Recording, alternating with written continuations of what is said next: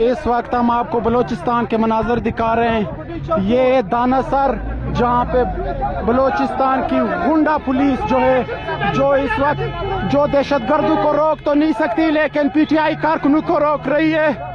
हम आपको इस वक्त बलूचिस्तान के मनाजर दिखा रहे हैं, लेकिन इमरान खान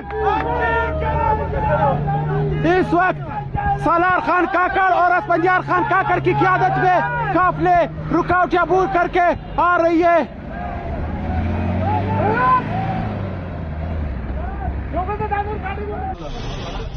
अब आई इमरान खान रिया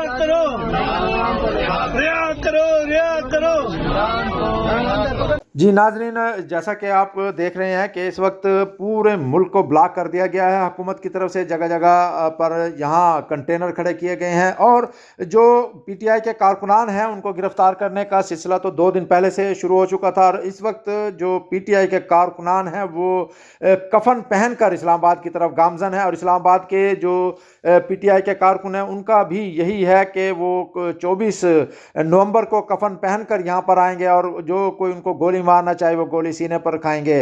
और ये जो अलीम आदिल शेख सिंध से काफिला लेकर चले हैं, इनकी आपने वीडियो भी देखी।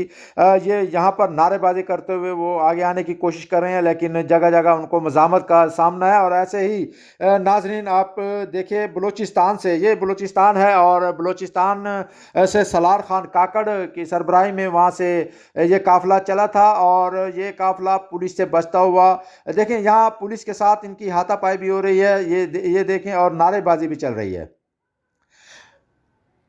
नाजरीन, ये काफ़िले के तकरीबन मुख्तलिफ शहरों में इनको रोकने की कोशिश की गई, लेकिन ये यहाँ जो डेरा इस्माइल खान है, यहाँ वज़ीर आला केपी के उनके घर पर ये काफ़िला यहाँ पहुँचा और उसके बाद ये फिर इस्लामाबाद की तरफ गामजन है।